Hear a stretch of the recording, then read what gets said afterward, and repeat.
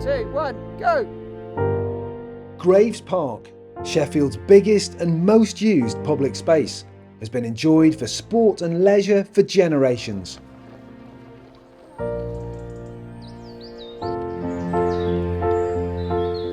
As a dog walker or park runner, you might think you know it pretty well, but unseen by most in its 248 acres is evidence of more than 3,000 years of the city's human history. You just need to know where to look.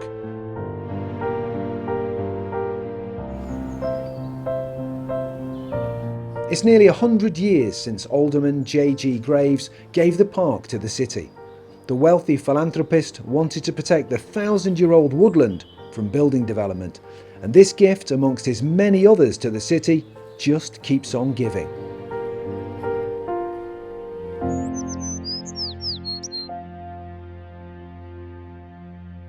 I've just walked up Derbyshire Lane, and this used to be Derbyshire, and this wasn't always Graves Park. Former city ecologist Professor Ian Rotherham realised there's so much more to learn about the park. He grew up in Norton and played here as a child. As part of the lottery-funded Digging Deeper project, the team has been trying to unearth the secrets of this historic park. Surveyors, archaeologists, historians and naturalists all came together to look for clues. And Professor Rotherham is going to take us on a tour of what's been learnt about the history of the park. We're looking for the story of a lost park. We want to discover the history and heritage of the park so it can be better managed for future generations.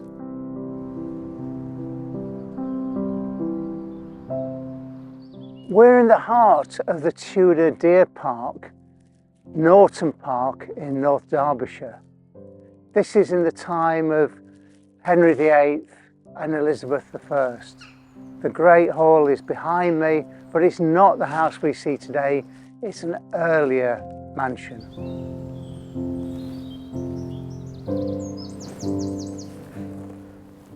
I'm stood on an abandoned medieval charcoal hearth. This was a platform where they piled wood and they burnt it. But the exciting thing here is this was probably going on since at least 1100, maybe 1200. But we think here it ends quite abruptly, maybe in the 15 and 1600s, when the park is becoming a grand, picturesque landscape, because the charcoal burning was a dirty, smelly occupation. And if I was a landowner, I didn't necessarily want that on my doorstep.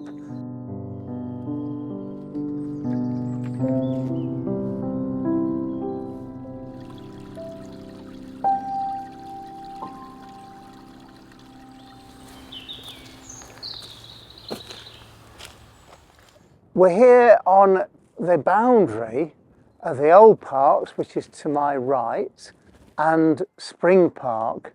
These are medieval parks. These go back to about 1250. Absolutely amazing.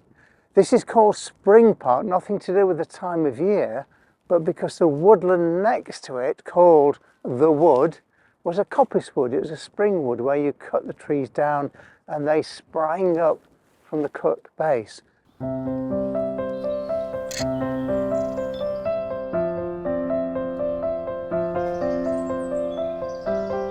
You can tell that we're in an ancient woodland. This is different and distinctive from the 200-year-old planted woodland at Summerhouse. That's sycamore, 200 years old. These are oak trees, holly, honeysuckle, wood anemone. This is a proper ancient woodland going back many centuries.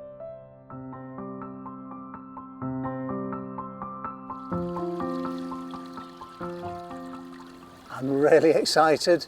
You know, it's a new discovery. You've never seen this here before. It's a tiny plant called the wood horsetail, and it's an indicator of this being an ancient woodland. It's a relic from the medieval period. You never stop learning, you'll never stop finding new things here.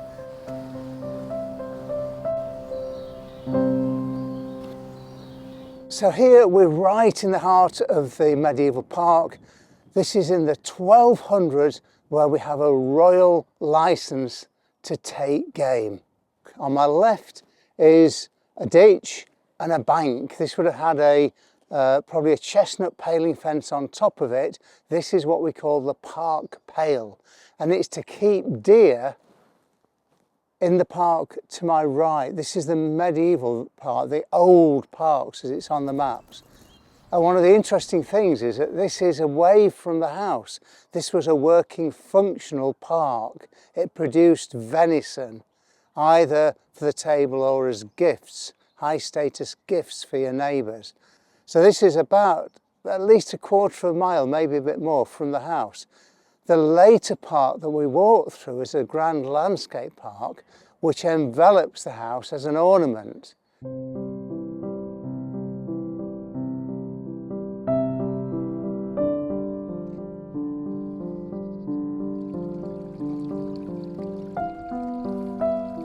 This is an absolutely magnificent old tree. It's an oak tree, and it's probably 300, 400, even maybe 500 years old. So this is taking us back to the time of Elizabeth I. And the trees in Sheffield over the last 200 years or so have grown far more slowly than elsewhere because of the absolute gross air pollution. So this tree is slightly smaller than it might be elsewhere, but it's a magnificent brute of a tree. And what's more, it's also a really important marker for us, because this tree is in one photograph we have of an amazing enigmatic building behind me, which is long since gone, demolished by the City Council in the 1970s. But it was what we think was a Tudor hunting tower looking over the grand Tudor park this way and the old medieval parks to the other side. The hunting tower would have been in this area here, and we can locate it because the tree is here and the tree is on the photograph, and the footings are still here, and we're doing the archaeology to expose those.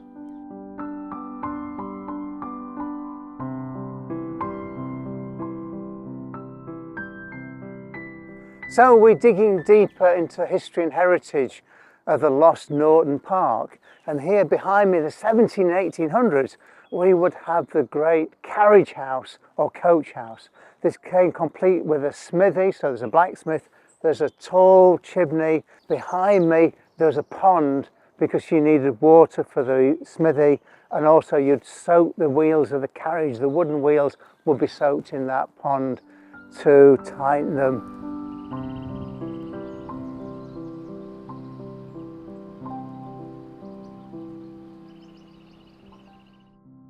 When I was a kid, this was the boating lake, and the middle pond was the fishing pond, and then there was a pond which is now the ornamental wildfowl area, which was just derelict and a mud patch. But what most people don't realise is that these ponds go back deep into history, possibly as far as the 12 or 1300s. These were medieval fish ponds which held fish for the big house, fish for the table.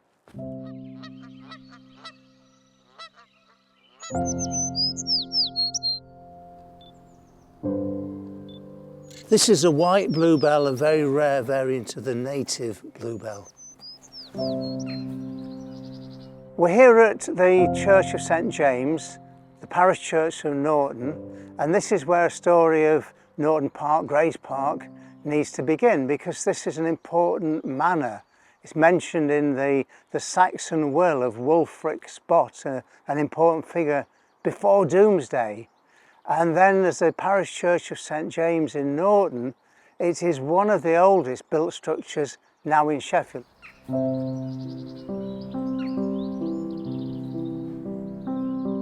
The hall behind me is a grand mansion built in the late 1700s, early 1800s.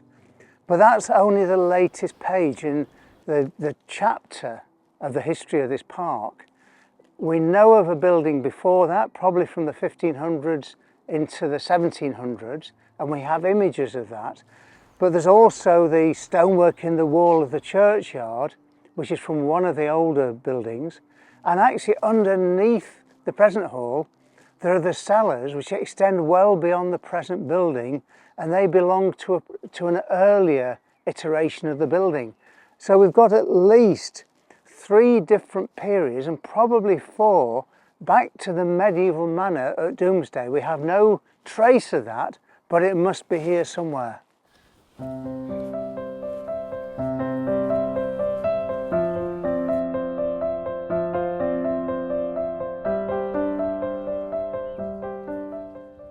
Where we're actually sat here, we believe, is on the boundary of the great Tudor deer park.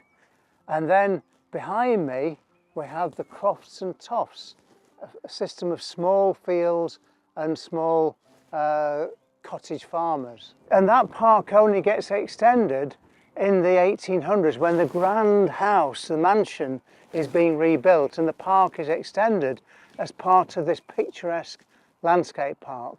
But we think the Tudor park is here, and in front of me was the Hare Hills, Upper Hare Hills and Lower Hare Hills, which were probably a rabbit warren.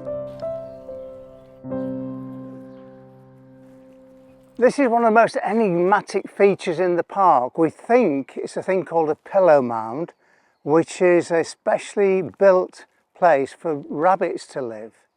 Imported by the Romans and then by the Normans into Britain, they became very popular, very important in the local economy, because you could get skins, the pelts, and you could also get the meat from rabbits. So very, very important. But they came over from the Mediterranean and they were delicate little things and they couldn't survive in the British climate. So we had to build special homes, which are these mounds called pillow mounds. It might even be earlier than that. It might have been a reuse of prehistoric burial sites, but we're not sure.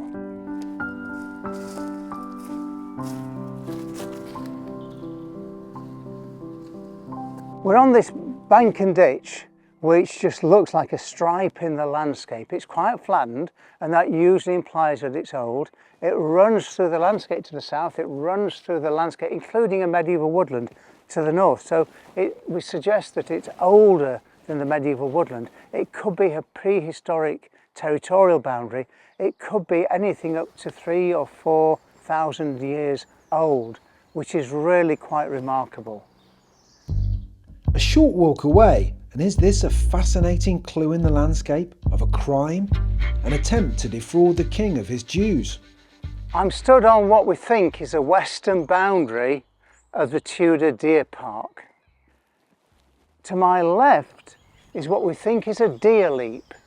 Now this is a construction that allows deer outside, which are in the ownership of the crown, the king or the queen, to leap into the deer park. And the way that you encourage that was to lure them in with hay and food, but you construct the deer leap, this cut in the bank, in such a way that they can get in, but they can't then get back out again. That was highly illegal, and we know of court rulings where landowners are taken to court by the crown and fined because they are effectively stealing the king's deer. This is a 500-year-old holly tree. It's growing maybe 1 millimetre in diameter a year, no more. It's really important in the medieval landscape. We're talking 500, 600 years ago. This would have been harvested as green leaf fodder to feed to the deer and to the other livestock in the park. So it's a living memorial to that period, absolutely fantastic. And I came across it totally accidentally. We didn't know this tree existed. So we're here in Summerhouse Wood, which was planted 200 years ago. All the trees are of that sort of age. And this is the wood, ancient woodland, which is different and distinctive.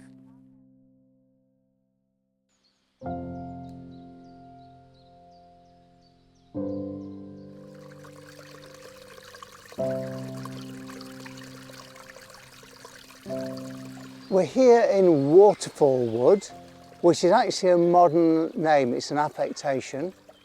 The stream is now widely known as the Grace Park Beck. That's also modern. It's the cold stream and it goes through the wood, which was the medieval name.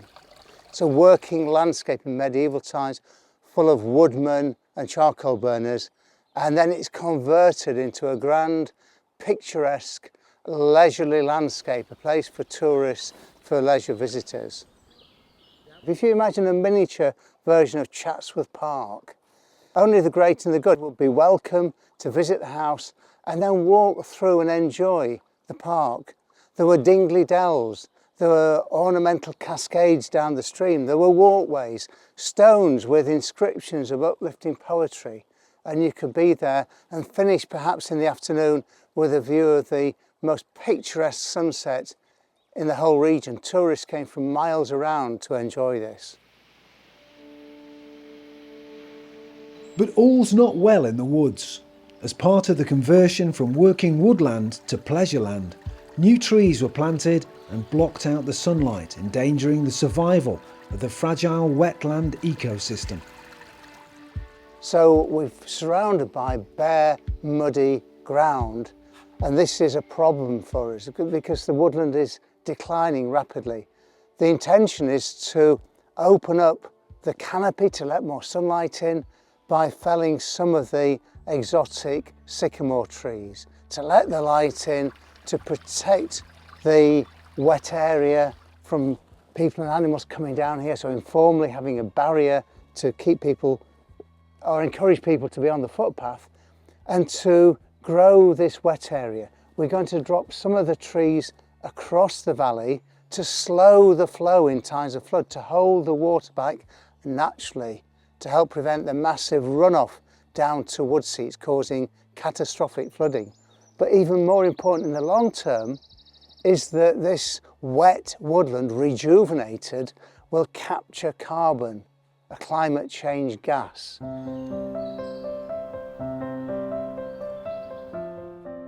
This dark, muddy gunge that I'm stood in is organic material. This is carbon captured using sunlight by the trees and the plants around here. It's in the wet area, and because it's wet it doesn't decompose. So the woodland here is delivering a really important ecosystem service. It's actually holding back water, but it's also capturing carbon, a greenhouse gas.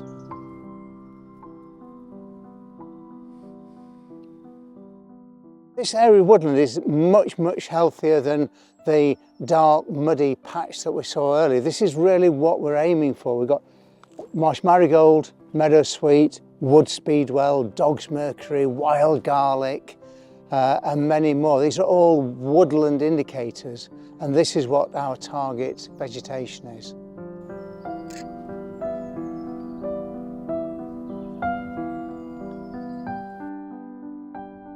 This is an amazing tree. It's a beech tree, and it's a massive, great thing, but it's actually what we call bundle planted. You can see individual stems all growing together. So it's bigger than the sum of its parts. It's planted as a group of saplings as part of this transition into the picturesque landscape. It's a way that landowner could create a big tree relatively quickly, and it's a clue to what's happening in this landscape.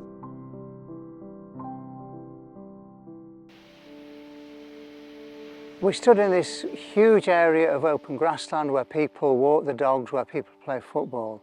And little do they know that the terrace behind me, the curving away, is what we call a reverse S, is a medieval feature, or maybe even earlier. This is a farming landscape where our ancestors ploughed the arable common field. The villagers of Norton would have been here with their ox-drawn ploughs 1,000 years ago, or maybe even further than that. And there's surprising cultural history too, hidden amongst the trees. So across the valley we've got a disused quarry going back to the early 1900s. By the 1920s, 1930s, it was converted to an open-air theatre. There's a stage and seating and rest, and it was very, very popular, but short-lived because you got bitten to death by mosquitoes.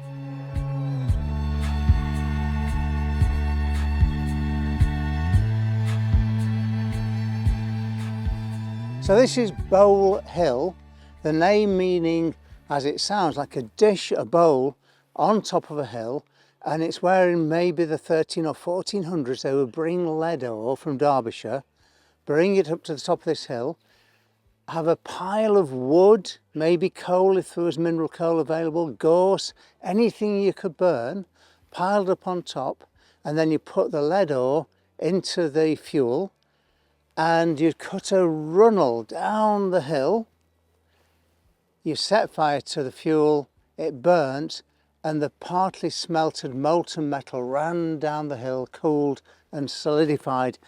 So we've got that whole history, 1,000 years of history up to the modern day, and the rather pleasant settlement of Bowl Hill as it is today.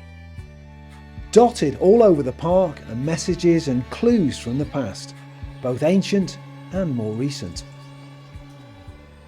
So this is an amazing part of the park. It's an ancient routeway of some sort, maybe a pack horse bridge, possibly going back as far as the 14 or 1500s.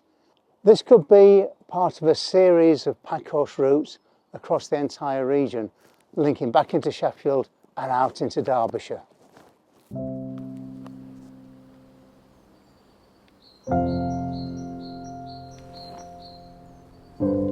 I appear to be in a very deep hole. It's a thing called a Holloway. This is a medieval main road. This is the old Derbyshire Lane and the old London Road. The City Council landfilled everything from here to Bowl Hill Farm back in the 1970s. It's a time when that's what we did to things.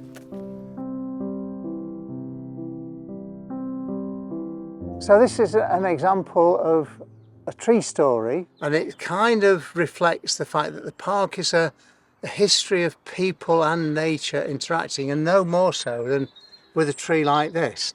Now in the times past we'd probably say, oh, this is vandalism, but actually now we view this as people simply saying I'm here.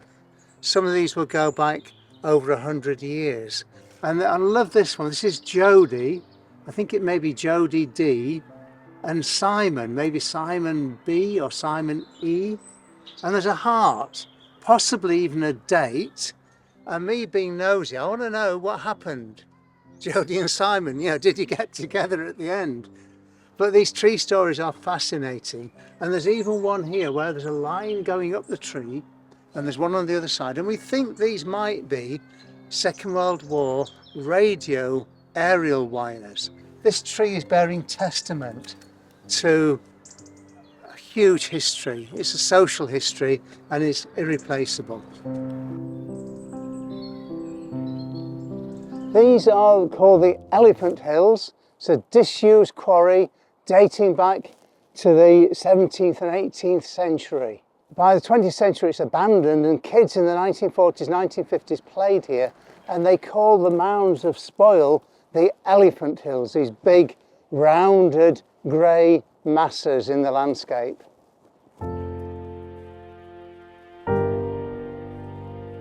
I'm standing here on this major medieval wood bank. This is really exciting to see. We found it about a year ago. That is really exciting. It's the only one we know of in the park.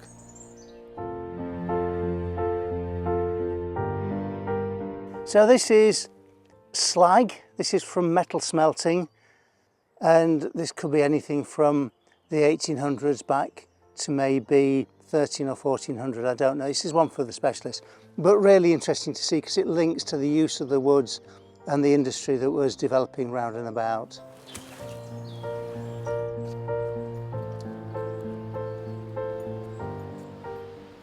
This wall is a statement, probably in the 1700s, 1800s, where the landowner is building a great wall around this now grand landscape park. And we even know of people looking over the wall in the late 1800s. There's a local historian who writes of his father being a gas lighter, a lamp lighter, who came along here, and with his father he was able to look over the wall and see the deer in the park. So we know that the deer in the deer park are authentic at that time.